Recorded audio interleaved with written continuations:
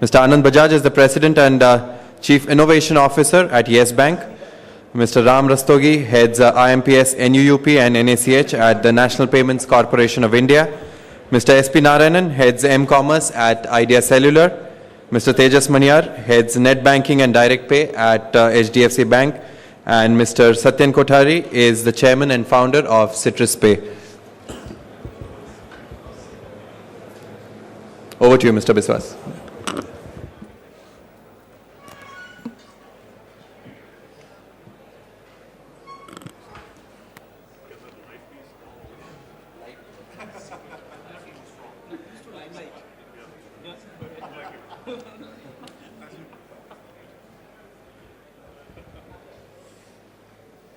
Good afternoon, ladies and gentlemen. I see people still trickling in, so let's give them a couple of minutes to just come in and settle down, and then we'll start off.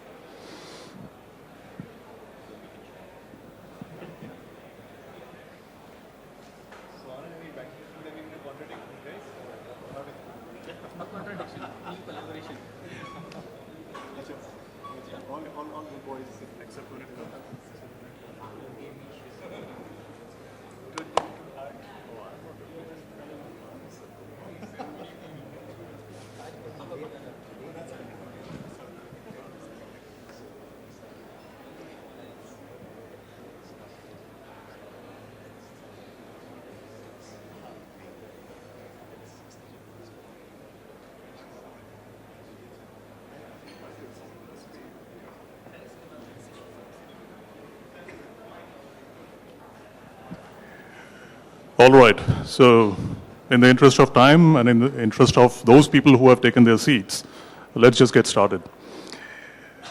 So we are essentially going to be talking about mobile payments today in the session, and I think mobile payments on its own possibly may not be understood in its right context.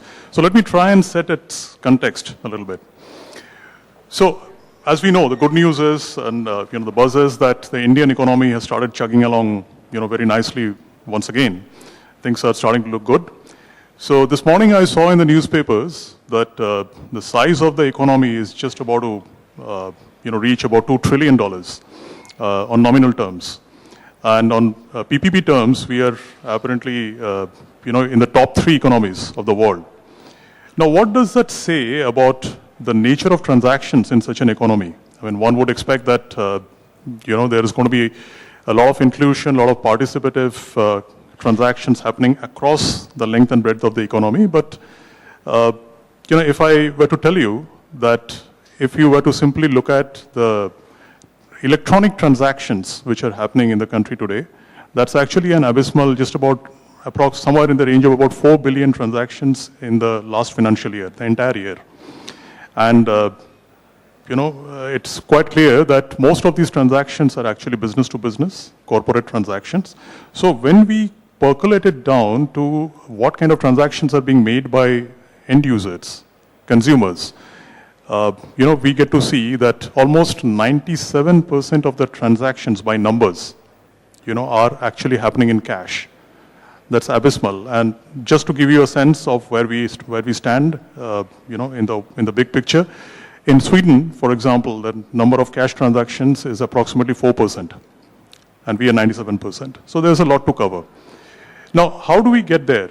And how do we essentially ensure that more and more transactions, get onto the electronic mode? Now, the government of India and the regulator, the RBI, I mean, they have laid down certain guiding principles. They have been, essentially working with the industry, the banking industry, as well as the PPI industry, the prepaid instrument issuers, in order to, ensure greater digital payments inclusion. But we have seen that that has not really happened to the extent that, all of us would have wanted it to be. So again, just to give you a sense, about half the population of the country still don't have access to a digital or an electronic payment mode. So that's, that's a reality check. That's where we stand. Now, in this context, when the Prime Minister talks about the Jan Dhan Yojana, there's a lot of hope and expectation that one of the major channels on which that grand program is going to stand on is going to be the mobile. Even the RBI's expectation is that, the PPIs, for example, are going to open up these alternative channels. And even the banks are looking at alternative channels, to roll out mobile banking and such kind of services in order to, reach across the digital divide and trying to make, those people who are currently on the other side or those who are currently transacting in cash to, adopt possibly this as one of the channels of, preference. So in this context, I wanted to start the discussion. Now, I have got with me, and I'm lucky to do so, an eminent panel, which is constituted of, many of the ecosystem players and major players. So I have, my colleagues from the banking sector. I have colleagues who are from the PPI segment, the telco-led PPI segment as well. And I have also with me, Ram Rastogi from NPCI, which is essentially, one of the eminent payment switches. So essentially, it's a good representation of the payments ecosystem. So I think we would have an opportunity to examine the various, ways and means through which possibly we can drive mobile payments and inclusion. So my first question is to my colleague Anand Bajaj, as to what are his experiences, and he has got a lot, in respect of, enabling payments and digital payments in this country over the last few years, whether he sees that mobile as a channel is gaining traction, or is there an alternative mode, which is gaining preference? Anand. Thanks, Arnab. I don't know, the digital space is evolving and evolving by day. Every day, every hour, a lot of innovations are happening. Pretty much ecosystem players present in room, on the dais, a lot of things are evolving. I'll draw reference to what Arnab triggered towards the mobility as a belief. Like they say that dil ka rasta pet se hota hai. You don't know financial inclusion ka rasta kahan se hai. But you have to, out of serendipity, fire few rockets and see what goes and hits the target. I'll draw reference to what I believe India is. It's a great self-service market. It is an assisted self-service market where in a vending machine, there is someone standing there to give you change back. It's that kind of assisted self-service. Yes Bank partnered a long time ago with Nokia, and we did attempt a Yes Money program on mobility 4 years ago. We failed, and we take it to our credit, and we drew a lot of learnings out of it that India is still not ripe for self-service then. And we drove a drive called Assisted to Self-Service. And we did create a good large network of business correspondent partners, which pretty much has become an ecosystem now. And I was glad to hear in the previous forum mention of those partners like Oxygen, Suvidha, Hermes, It's Cash, Eco, EPRS, now Muthoot, and few more good partners coming, collaborating and creating that assisted setup for financial inclusion, essentially starting with remittance. But this probably is the path to the end goal of financial inclusion and mobility, because you have helped people to remit money, you are going to probably card them, and then you are probably allowing them to use the wallet through a mobile as a form factor. So there would be a thin line drawn between a mobile and a card through an assisted onboarding medium. If you call it digital, I'm glad, but it helps. Arnab. So a quick question, that's a very interesting proposition that you made. Does your experience over the last few years of doing these transactions, mostly remittances, bear their theory out? That people are essentially looking to make that graduation from assisted to card to mobile? I mean, are there enough data to point towards that? Yeah, out of serendipity, I would say something that we launched for something else has demonstrated a use case which is in financial inclusion. So we did launch a card program with a partner without mentioning, although I should, because it's a credible work that has been done in that area. But because it was not meant for what it achieved finally, I'm avoiding the name. But this card program, which was supposed to be for shopping, India, that part of India was still not ready. And they all got swiped at ATMs. This is a huge data point. And we are at the juncture where we would be launching a program shortly. and we have enough learning from something which is misused, but it gives us a direction. Okay. All right, Tejas, if you may. Yep. Okay, so I think the question or the query is to a simple one word, M-payments or mobile payments. It's nothing else but a simple payment mechanism. Now let's take a step back, and I've been through this entire day, and obviously everyone has a point of view. I don't have a point of view. I'm only talking from the multiple experiences which we have on a daily basis at HDFC Bank. So let's divide this into two sections. One is mobile payments through a device-based transaction. One is through POS as an ecosystem, as Anand very rightly said. And I'm calling it right now, ladies and gentlemen, 50 to 60% of some of our transactions, through direct pay, for some of our bigger merchants actually have started migrating to mobile as a device. It's only a question of form factor. Throughout the day we've been hearing examples like what happens in Zimbabwe or what happens in some other countries. India is actually a sum of all these parts. In the next 1 or 2 years, you'll start talking about this is how a transaction happens in Madhya Pradesh. This is how a transaction happens in Kerala. And that is because it is so fast evolving that we have no really idea. So mobile payments through the device will grow and is growing at a staggering pace. I have my doubts at this point of time through the form factor where POS is involved. Because it's again broken up into two parts, the organized part and the unorganized part. Again, from the organized part, we have a lot of challenges from an ecosystem building. Ram is here, maybe he'll be able to substantiate that. You have your technology like an NFC. You need to have areas like a standardization. Ari just talked about it earlier. When are we going to achieve that? At the end of the day, the consumer is the same. The retailer is the same. It's all of us sitting here, putting our heads together to figure out what is happening. I'm telling you, this is what is happening. At this point of time, POS transaction is a long way away. M-payments through mobile is already taken, a leapfrog. 60 to 70% of our customers actually do a lot of window shopping through the mobile app, and then they end up paying through it. We only have to take out the friction, which is sometimes regulatory based. But apart from that, I don't see too much of an issue.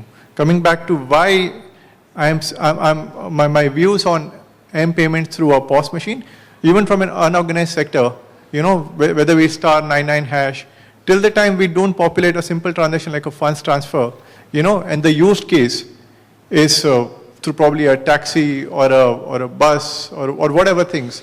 One of the reports which I read about a month back stated that if a customer does not do a transaction, a particular type of transaction more than 3 or 4 times a week, he'll not be a sticky customer at that point of time. So this is the reason why I'm saying that, M-payments through device, Arnab, is here to grow and it'll leapfrog browser-based. M-payments through POS, I have my doubts here. And I'll be glad if I'm, found incorrect. But I'm calling it as is at this point of time. Thank you for that interesting observation, Tejas. And it's getting interesting because we have got slightly contrasting views, from people. And, we are going to keep it that way. So before I get to my next question, I actually wanted to put a slightly different context to the nature of transactions that happen on the mobile. So, while we are talking about M-payments, so it might be construed that all the types of transactions are similar, but actually if you, drill down a little bit, you will find that there are essentially 3 types of transactions which are happening on the mobile or across different channels. One is the remittances, so mobile money getting transferred domestically. Second is, payment transactions, which is essentially somebody paying a merchant. Merchant can be across the counter, merchant can be, online. And the third type of transaction, which is not happening as much, is essentially the savings kind of transactions. People putting money into a wallet or into an account and, maintaining that. So most of the transactions which are happening on the mobile today are, of the nature of remittances. And when we see as to who are making those payments, again, there's a wide swath and, we will get into that. But there's a large segment of, domestic migrant laborers who have migrated from one part of the country to another in search of livelihood, they are using these kind of payments to a large extent. So I would want to ask my eminent panelist, Ram, to comment on that as to what extent Ram sees mobile payments bridging the gap insofar as financial inclusion or digital payments inclusion is concerned. Ram. Thank you. First of all, let me tell you from NPCI perspective that we have been mandated by member banks and PPIs to create an ecosystem whereby they can do whatever they want in interoperable payment. I would like to quote research from BCG, which says as of now, the mobile payment is hardly 3.2%, which has remittance is only 1%, and by 2020, in a very modest scenario, they will go up to 23%. Out of this 23%, 9% will be remittances and remaining will be other payments. But if DBT and EBT is going to the account, which is going to happen because of Jan Dhan Yojana, if Aadhaar is there, and if RuPay card is being a low-cost economic cards are issued to these people, the mobile bank transactions will go up to 34%. This research report I have taken with their permission. And if you go by this, then you see this is an area where everybody has to work.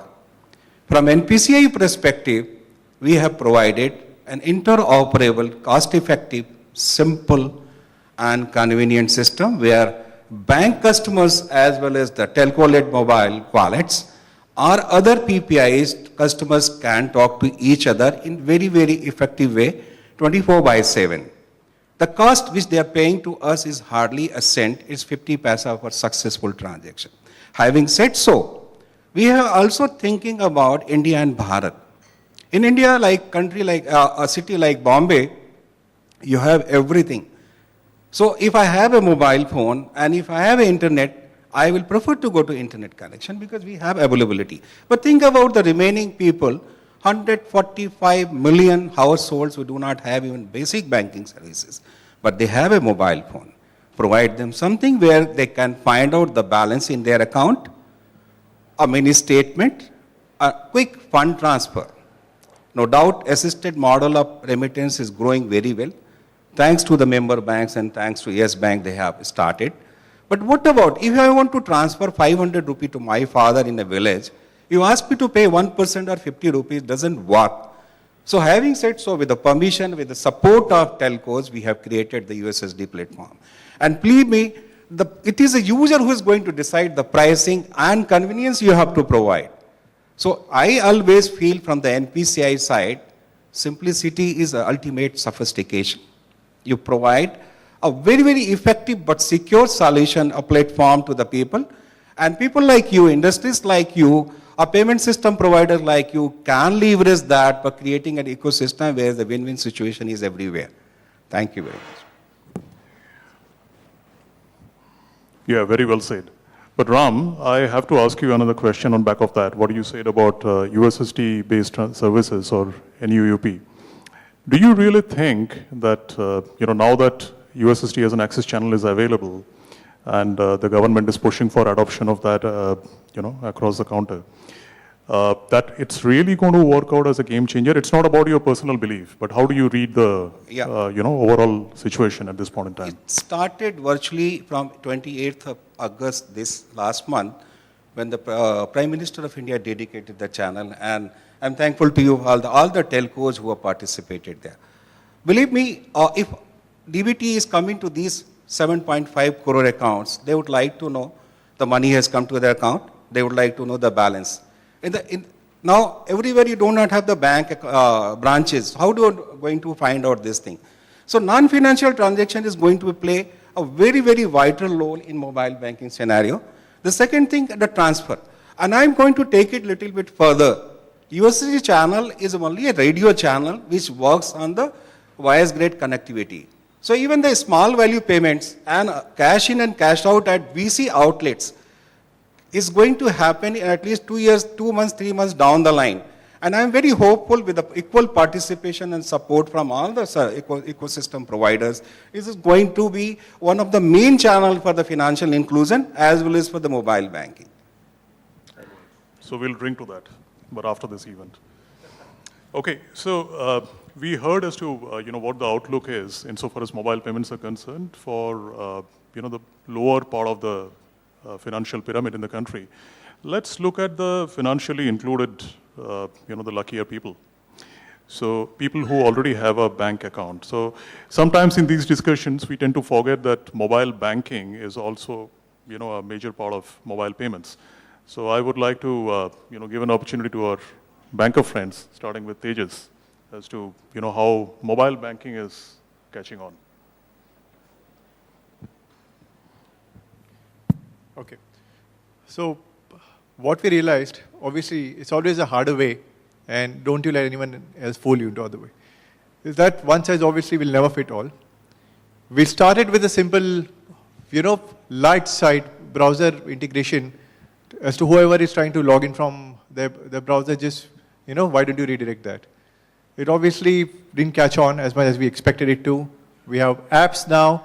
We have, at any point of time, right now, we are catering to all the segments of the pyramid, right from a app to the missed call banking, to an SMS banking, to USSD, as Ram just said, when all the banks, together launched on 20th of August, and obviously light side banking.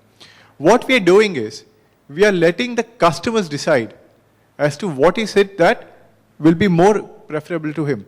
And our data analytics are not very far from what we anticipated. So, customers, with a certain profile, having demographic based, having a smartphone, are more prone to use our mobile banking through the app. Customers whom we just want to get in the digital banking space, we promote something as simple as a missed call banking. Because there is always an overhang that if I do an SMS banking, what about the 3 rupees which is going to be, incurred? Will the bank pay? No, the bank is not going to pay. Also through your app, also through your SMS banking, there are different things. What we've seen in numbers is that our missed call banking service has actually reduced the queries or the number of transactions which are non-cash at our ATMs. So that has had a very good ripple effect. So our mobile banking is working in all the different form factors that we've envisaged. Obviously, the next part is mobile payments, and as Arna very correctly said, it started with mobile banking. Now it's going to M-payments. But mobile banking, if you make different segments, you have an audience for all of those. Thank you. Satyan, even though you don't represent a bank here, but I would want to invite your opinion or your perspective on the same subject of mobile banking. How do you see it happening? What is working? What is not working? So it depends on how you define mobile banking. And I think they just defined it as a bank on mobile. And one of the expressions that we've adopted is, the bank is dead, long live the bank, right? So what we mean by that is that our true belief as a third-party independent agnostic player is that banking services are going to move out of the domain of the bank, even though they're controlled at the end, the source of funds is in the bank, out of the domain of the bank towards the edge of the network.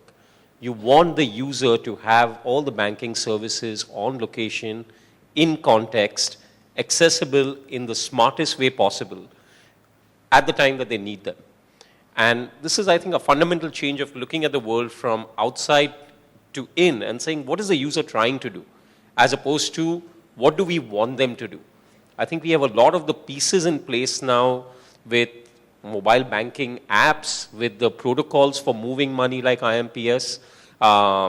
We all have a supercomputer in our pockets which is capable of biometrics, sensors, everything. What can we do to have all these pieces work together to create a great banking experience? And I don't think anybody knows that answer anywhere. I think in 3 to 5 years, we'll see a world that we can't imagine that interoperates with these pieces. So that's how we see the mobile banking world. Well said. All right, so we have examined the different types of transactions, that are happening. We have seen as to who are the, target customers, or who are the, at least the current users of those kind of service, by and large. But essentially what we are trying to do, having admitted to start with that 97% of the transactions are still happening on cash, and only it's, very marginal percentage of transactions which are on electronic, and an even smaller percentage of that happening on the mobile today. We are essentially trying to change customer behavior. Customers possibly because of social, because of cultural, economic, any number of reasons, they tend to do the transactions in the way that they do. So is mobile really the panacea to these problems that the industry has been facing? Is it really the silver bullet? How do we really use the mobile to change consumer behavior? To examine that, I would request SP.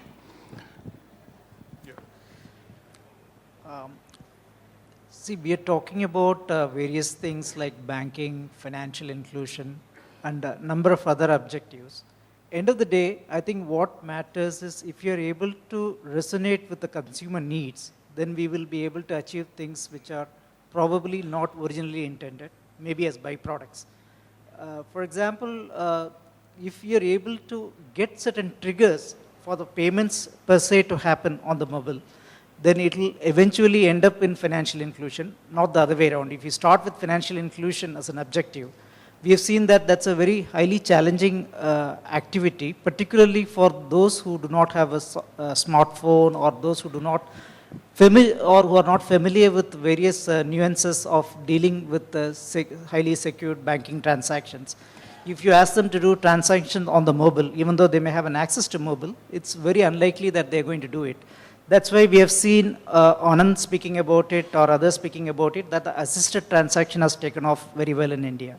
So to start with, I think the consumer psyche is very critical. So when we are seeing that the OTC play, the over-the-counter kind of a play which is taking off today, I would kind of correlate this with about 20 years back when India did not have that many telephone connections. Many of us have used STD booths and the PCO booths to make a call because we didn't own a phone of our own or you didn't have an access to at that time. So you had no hesitation in using a PCO and making that transaction or making that call, the voice call. So when over a period of time, you've seen that the PCO has become completely not much use. You don't see any PCOs, STD booths anymore, which was very ubiquitous at one point of time because everybody today has a phone.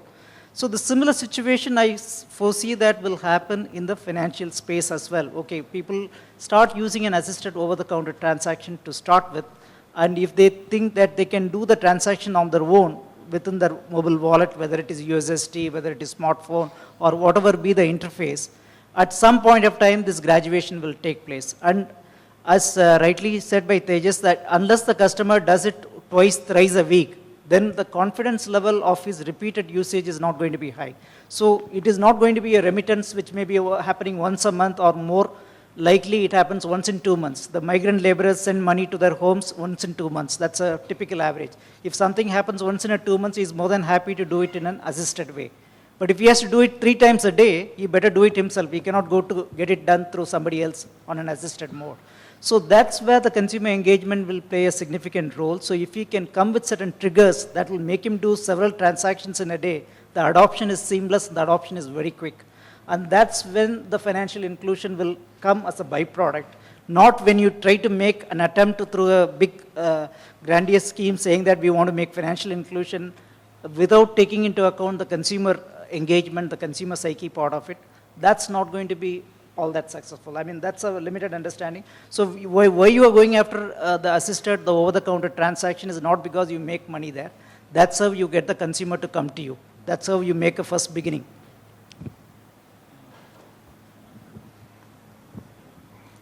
Yeah, you want to add? Yeah, I want to add to what SP said, but little differently. One is important that you make an announcement towards the end achievable, so that is Jan Dhan Yojana. Now every rockets are to be fired in that direction and see what hits it and helps it. From a very simple example of what was done at NPCI, the mobile payment IMPS switch which was built was meant for actually mobile to mobile payment. I'm sure all of us here sitting in the room know that 98% of the transactions are not mobile to mobile. These transactions are happening through other mediums like internet or on ATM or through assisted medium. Interestingly, NPCI made a module where they could give back the name of the beneficiary, end beneficiary, and it was done for a different segment of trading, equity traders. But it is being used altogether for a different purpose now, which is for name validation and remittance. So you never know what you do, where will it finally fit in. The intent should be benign and the end goal should be visible. Rightly said, 97% which is in cash in India today. How do you convert it into digital money? You got to give it to an agent to convert into digital money.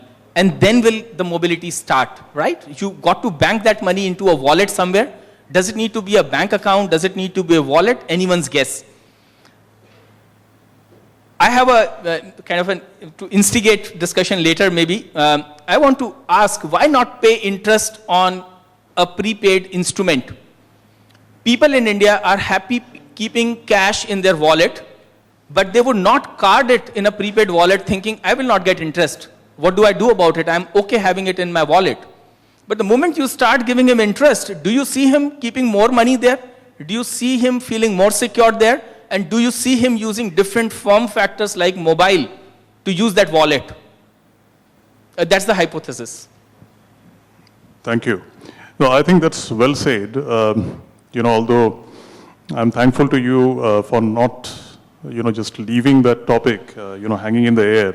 Because the way you had started, it was more like luck by chance. We really don't know as to whether mobile payments is going to catch on, but we are going to try many things, and if we are lucky, it's going to happen. Possibly, the solution that you gave at the end, give him something extra. The guy who is unbanked, who has just opened a prepaid wallet, give him something more than what he's expecting out there, so as to entice him to, come and, keep the money in that wallet and do the transactions on the mobile. Because otherwise, of course, we know that Alexander Fleming, invented penicillin or discovered penicillin, by chance, but we can't leave the fate of mobile payments that way. If that were to be so, in the next round of, this conference, we are not going to get invited. We have to, go and do something else. Anyway, so interesting, point of view. Satyan, would you want to add to this? My one observation is I don't think there's one solution that's going to answer everybody's needs, right? We have a big country, everybody has different requirements. The number of strata that we have in the country are tremendous. We need to build solutions that make sense for a certain category.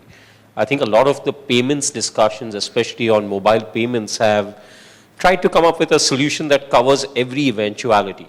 It should cover remittances, it should cover getting interest, everything is a valid point.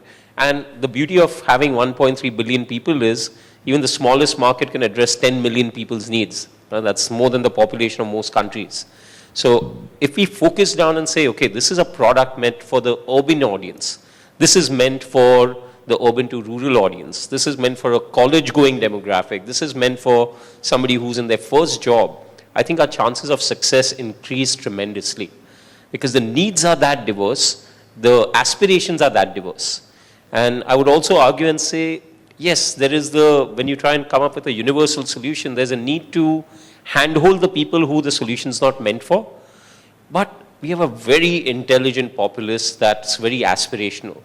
I just found out that our housemaid Skypes and WhatsApps in back to a village, right? That's how they stay in touch. I'm sure the founders of Skype never imagined and said, hey, in India, how will you communicate between villages? They won't know the technology, so let's have a Hindi UI on it. People just figure it out, press the button, start talking. Right. And I think that's the beauty of what we have here. Yeah, technology is a great leveler. You rightly said, I fully agree with you. We have to devise tailor-made services of various segments what we are handling. Because in India, what is happening, the people may not be literate, but they are number literate. So they know what to dial, how to dial. And in case of USSD, we have the model where we interact with the customer. It's a B2C model where the NPCI is working at this point of time. And we try to complete the transaction. And with the consent of the telcos, if the transaction is failed somewhere for any technical reason, we'll put the empty push and try to complete the transaction. So customer is happy and contented this transaction is there. The second thing, what you're talking about, Proximity payment. In case of proximity payment, where you go to a mom and pop store and pay for something, it is an account-to-account transfer. If you see like this, but perhaps it's locked. It's not a merchant acquiring per se. Why do you make it things complicated for the people? Now things are happening in different way. When you're going to have $1.46 trillion in the accounts of these 7.5 crore people, or more than that, how the money is going to come out? Is it digitized? Because the money is available either the bank account or telco-led mobile wallet. How to take it out? Is he going to take the cash out? Are you going to churn out in various bill payments, utility payments? The gyro and everything is coming in India. My request to all of you, create a kind of hybrid product. Like what we are thinking, a third-party app which is available on any of the social media, and that can pull out the transaction from anybody's account and push it to that destination. We are here to help you out, provided you come out these kind of really a nice model and innovative model.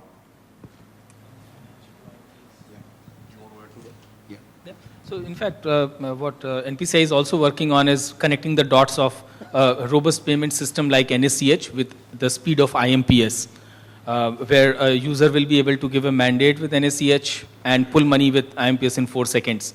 The same IMPS has been used for rupee drawing arrangement, which brings efficiency to international payments into India. Just to draw the point home, what you build, you never know what it is being used for. So just build and do good on mobile.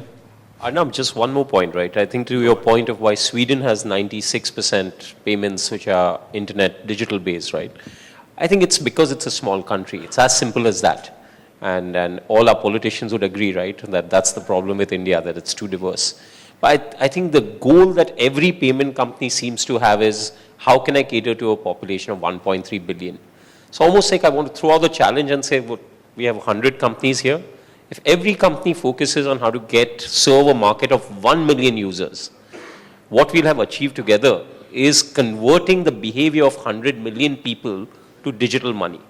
I think that's the big problem. There's no compelling reason right now to have digital money with all the hurdles that go along the way, other than maybe remittances, because that's a distance-based factor. Yeah, that's an interesting point. But that also is an opportunity, to play in, because, you can look at it either way. That, we all know that story about these two shoe salesmen landing in Africa, one in the East Coast, on the West Coast. One guy wrote home saying that there's no business opportunity because nobody wears shoes. The other guy says there's huge business opportunity because nobody wears shoes. So I think, what's going to happen is that, all of us who are here, all of us who are outside this, building and who are working on mobile payments, like some of our panelists said as well, that there's a lot of, work that you do, there's a lot of thought that goes into the products that you take to the market. You don't really know as to, what is it that it's going to strike. So maybe you tailored something for a particular use case and it actually ends up hitting the bullseye somewhere else. So I think, we are innovative people. And, we are going to come out with innovative solutions, which are going to essentially address that issue that the customers beyond remittances are not really finding compelling reasons for doing mobile payments. But on the same thought, look at it in this light, that thanks to NPCI, thanks to robust banking infrastructure that we have in this country, which is very different from, how it works for, many other countries, including, as Anand points out here, Kenya, which is a poster boy of mobile payments. We have actually got very robust and strong fundamentals, insofar as how we move the money around. Maybe there are certain bits and pieces, including the reach, including the presence in the remotest corners of the country, insofar as banking infrastructure is concerned. And I'm not talking about that. But what essentially I wanted to talk about is that we have got that solid backbone on which we can move money. We have got these banks, we have got the PPIs, we have got, other players, who are, playing the role of, other ecosystem players like the switch, like the payment aggregators, like the merchant aggregators. So between all of us, we are trying to work out these innovative solutions in order to get that customer, the one guy, to come and initiate a transaction on the mobile. That's the objective. And then, as Ram was pointing out, in the social sites or in Google Play, somebody writes an interesting app and tries to write this entire infrastructure and connect the dots. And that's possibly going to happen. If you go to Google Play or you go to the iOS App Store, you will find that many independent players have come out with payment apps and payment solutions, and maybe some of those are going to really catch the customer's fancy. So my little concern here, and for the purpose of this discussion today, is that for those small innovative applications to really work, at some point they will have to plug into all these infrastructural pieces that we have, put in place, so that anybody can come, innovate, and, offer a certain solution to the customer. But what does that do to the security of this entire payment infrastructure? So on the one hand, we could be absolutely secure, as any banking, industry or banking infrastructure should be, and the, regulator would also want it in no other way. But then possibly that will kill the innovation part of it a little bit. So do we need to strike a balance, between these two? How is it that we are going to keep the services and solutions innovative, and at the same time we are going to ensure that the platforms and the solutions that we have in place are adequately secured? So I'll offer Anand the first opportunity to answer that. Yeah, this is interesting. So like Robert says to Mona कि इसको liquid H2O में डाल दो or whatever, oxygen जीने नहीं देगा और water मरने नहीं देगा. If the incentive to do fraud is less, the fraud will not happen. So if the throughputs are monitored and controlled, so like many to one, if there is a filter in a platform, the fraudster cannot hack into many accounts and move money, siphon money into one account. If those controls can be put up onto a central platform, I think we are good. A. B, allow small value transactions to the users. So it's not as lucrative if a 500 rupee or a 1000 rupee transaction can be permitted without a OTP or without a MPIN, interbank. If that can be permitted, that's a great kicker. It's a balance probably to allow fast and small value transactions, impulse purchase, as Ram sir says, impulse purchase oriented impulse payment with small value, and yet controlled on a central platform to filter out many going into one, so that the fraudster does not get easy money. That's one thought that comes. I'll take it a little beyond, we at NPCI, we have connected about 70 banks and 8 PPIs.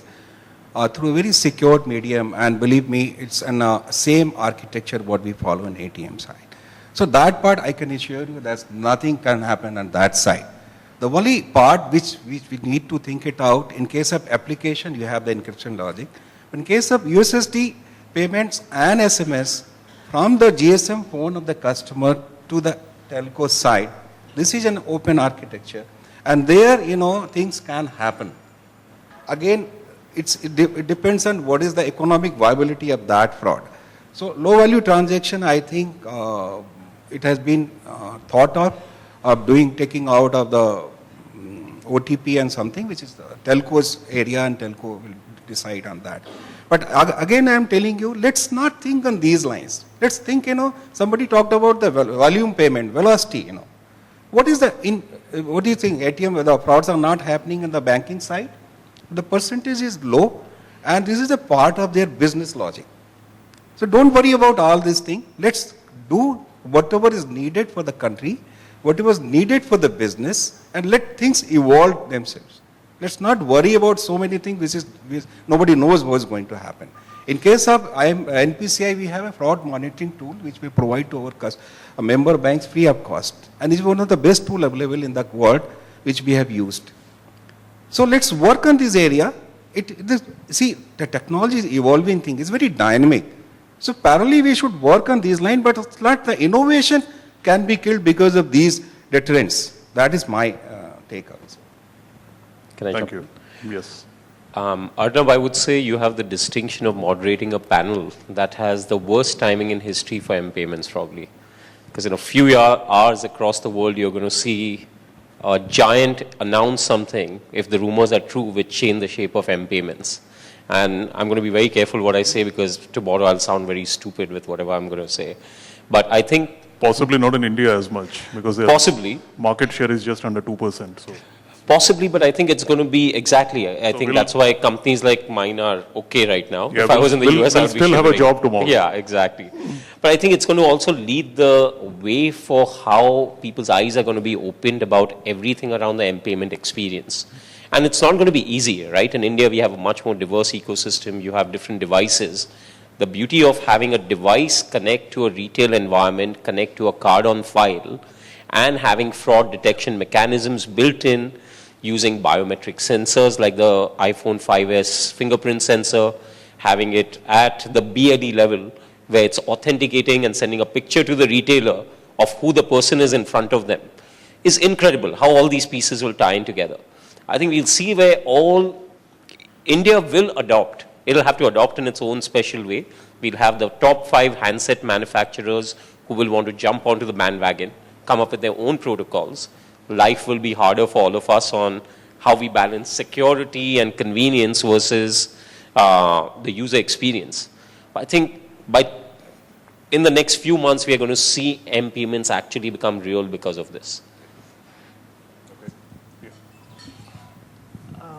See, talking about security as an irritant, in fact, customers themselves would like to have something which is a more secure environment. They don't mind walking that extra distance when they do a transaction in terms of providing the security information, like if it is a PIN or whatever it is. But as long as you make it seamless, the experience is seamless, then the adoption rates will be much more significant.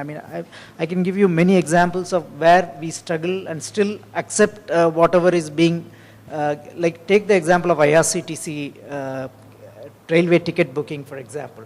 If you book 4 tickets, probably 3 times your money will be debited, you may not get the ticket. But that's fine. That's a user experience. You're fine with that. And you will still try for the 5th ticket.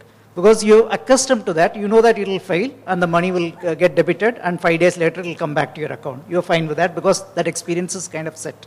So security is something that is an experience that you give, like he was talking about a completely new experience which may come our way. If the new experience is so good, then you may try to avoid other inferior experiences, but then people are willing to adopt. If there is convenience value is greater, then the security is not such an irritation. The measures related to security is not just an irritation. So consumers are willing to adopt that. So it depends on what is it that you're doing. If you make a lot of roadblocks for something which is very easy to get, people will not walk that path. But it is very difficult to get if there are certain obstacles, people don't mind adopting that. Right. So payments and security, and Satyan was just telling me that, how HDFC Bank is fairly secure and conservative, but, that's how we are. So just think about it differently. It's at the end of the day just a mobile device, for God's sake. Why do you want to do everything on the same?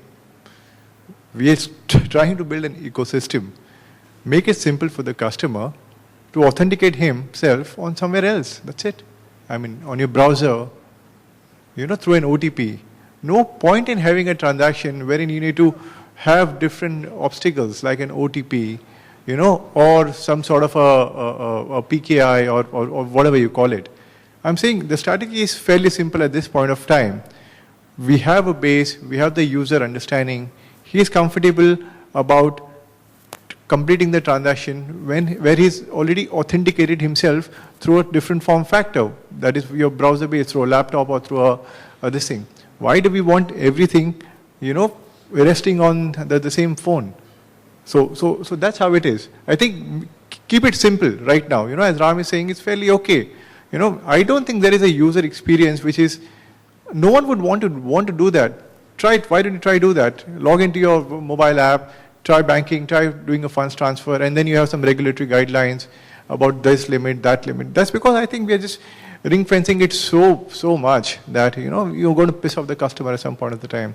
Keep it simple, he's already added a beneficiary or he's already wanting to do the payments. And if the third party is willing to take that risk, so be it. So that's simple as that. Sorry, one more point. I think I whispered this to Tejas, and I think he took it as a criticism. I actually meant it as a compliment. I did actually. No, but I'm going to defend it also. Look, when I'm logging into my banking account, I want it to be safe. I think that's true for all of us, right? We don't mind jumping the extra hoop, the visual image, everything, because that's where your money and your savings lie. That's a very different experience when I have to pay 220 rupees to the cab driver. I don't want that headache. I want to get out. I want to get to my meeting because I'm in India. I'm always late for the meeting. I just want to rush as if the 20 seconds will make up for it. And I think that's the balance between convenience and security, which again comes by, I'm going to repeat my point, based on the use case analysis we do. And right now we have a blanket approach which says everything should be secure because we'll assume everybody is a thief. And that really messes it up for 99.99999% of the population that just says cash is easier than doing all of this because there are just too many hurdles I have to jump through to stop those few thieves from jumping in. And I'll use the example of the app we launched, the social app Citrus Cash, right? If it was really simple to send money, if it was really simple to load money in it, we would have a significant volume uptick. You have apps like Venmo in the US, where everybody just uses that to split a bill at the end of a restaurant meal. We make it so hard to load the money, then there are prepaid limits on what amount you can save per month. I mean, we have specialists who just sit and explain to our team what all the RBI rules are, right? On how much money can be moved per month, how much per transaction, what happens otherwise. That's where the engineering effort is going to comply with regulations, as opposed to saying it's only a friend paying a friend $300 after sharing lunch. Right? So our efforts are going in the wrong direction because we are coming up with one solution that tries to stop money laundering, abuse, fraud, everything. Well, that's an interesting but still a one-sided perspective. I mean, there isn't any IT security guy in the panel, so, those comments can't be rebuffed. But, while we were nicely warming up to the discussion, and I'm sure, you guys were also enjoying it, I've been reminded that we are running behind time, so I'll have to kind of bring it to a conclusion. So I think, before we do that and before we, throw the, discussion open for questions, just wanted to, give everybody a quick opportunity to, kind of encapsulate their thoughts, their understanding of what makes mobile payments. Shall we start with Anand again?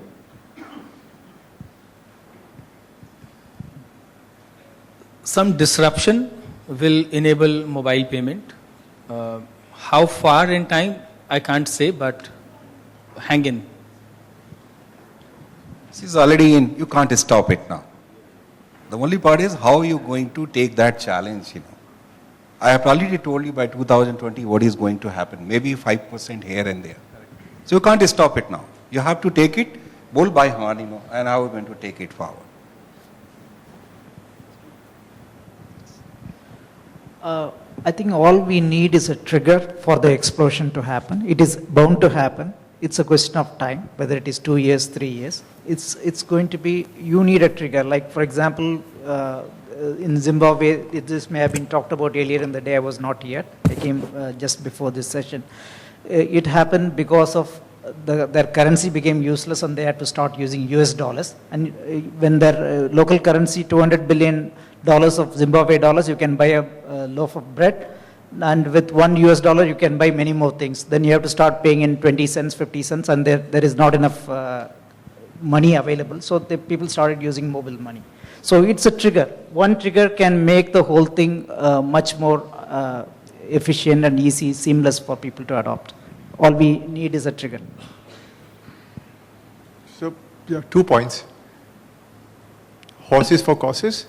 That is, learn from the customer and don't make the customer a part of your scientific lab. Make a solution, let it loose and learn from the customer and move quickly. User experience, according to me, is what is going to, how do you say that? Divide the men from the boys? That's how it's going to be. the world we see in 3 to 5 years is going to be incredibly different. I think smartphones are going to be everywhere. They're hitting the 3,000 rupee mark already for the cheapest Android phone. And you have a computing device, but it's not going to stop there. I think you'll have the Internet of Things, as it's called, go everywhere, where you'll have biometric devices happening at your rings, at your pendants, right? So there's a company called Naimi out of Canada that senses your pulse rate to do identification. So I don't think any of us can imagine what's going to come. I think what we can do again is just play the small piece each one of us can to move users from cash to non-cash. I think if we succeed, it'll all integrate. Excellent. Thank you very much.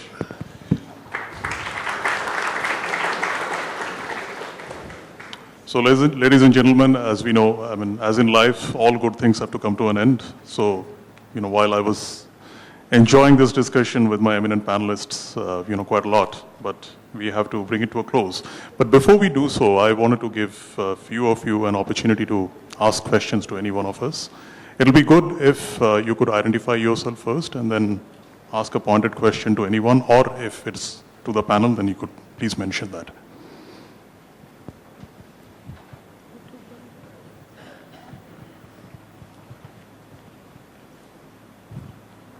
Hello, my name is Ankit. Actually, I have a question for S.P. Narayanan, since he's from telecom industry. So what is the buzz like, with respect to the payment banks guidelines which have come up? So do you guys want to enter? What is the buzz in your industry? And if you want to enter, you have already a distribution channel which is, servicing various pockets of tier 2, tier 4 cities. So would you take advantage of that, or you're going to take the joint venture route? I think too many questions now, which obviously, it's the payment bank is a very welcome move from RBI. We really do not know what is the final outcome of that. There has been a draft guidelines which has been published, and many of us have gone back to RBI and given various feedbacks. And the final guidelines are expected sometime to come. Obviously, we would, if a telecom or any other company is going to start a bank, it's not going to be a typical brick and mortar bank. So what we have done in the past is the strength of a telecom company is ability to do low value, high volume services using technology at remote locations, which has not been done by other competing entities. So that strength will be definitely leveraged in any activity we do. But at the moment, we are still evaluating whether it is viable, what will make it viable. Do we need to bring in a partner, or do we do it alone? These are all questions we don't really have an answer at this point of time. Thank you. The lady here.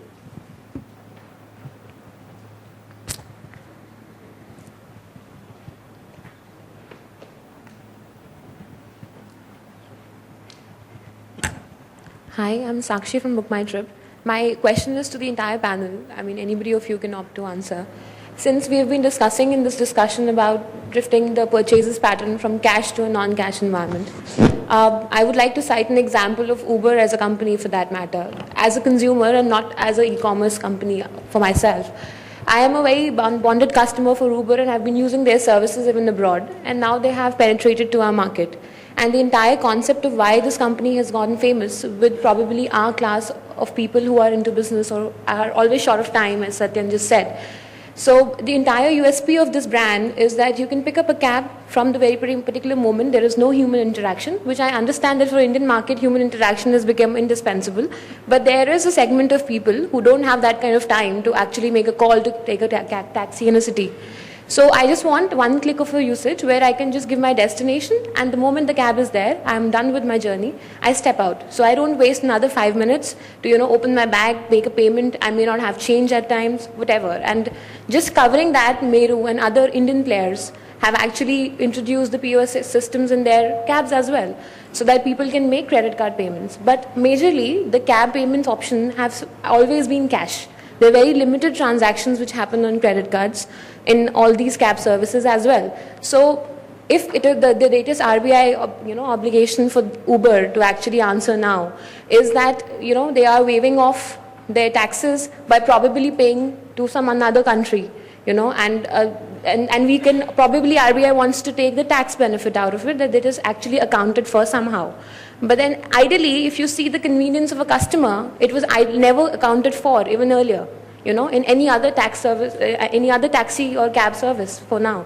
So people have been paying in cash. There was no tax implicated on that cash payment as well. But at the moment, this particular service is getting a lot of convenience. And just as Ram just said, we should be innovative to build a model which is first convenient and then see how we can go about it. But at the same time, we are curbing a very innovative model which is probably spreading like fire, in the country. So if I understand your question, you are asking as to why is it that Uber are being forced to change their payment because acceptance it's quite system? an innovative model. It's actually winning over convenience. And when it comes to safety, the people who are using Uber, they understand that, I'm paying to an international mode because the moment I enter my credit card, it says that probably your credit card is not efficient for international payments. Yes. So it alerts me that I'm paying somewhere else. Yes, I understand. Thank you for that. But I don't think that, the concern here is that Uber are, avoiding taxation in India. The concerns are very different. The RBI has got a set, system insofar as transaction authentication on credit cards or digital payments are concerned, which requires second factor authentication and which requires a customer confirmation, before the payment instrument is charged or debited. That is something which was being contravened. I don't think that the panel here is really qualified to comment as to whether that is correct or not, but the least I can do is to correct your assumption here that it is being done on account of tax avoidance.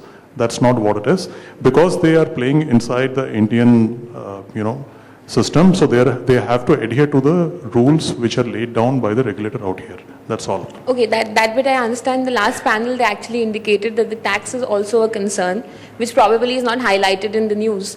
But anyways, if this is the concern which you're listing, that it is probably because of not following the systems, then I am actually marking a disclaimer, before I enter my credit card, that I am allowing Uber for a recurring payment on my behalf at each time when I use their services.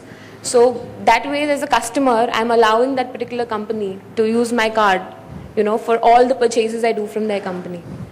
So does that kind of a disclaimer work for any other e-commerce company to be? I think it's not taxes, it's some FEMA implications, but as Arnab said, let's not get into that. But I think it really comes back to the theme that the panel was covering, saying it depends on the demographic you're serving.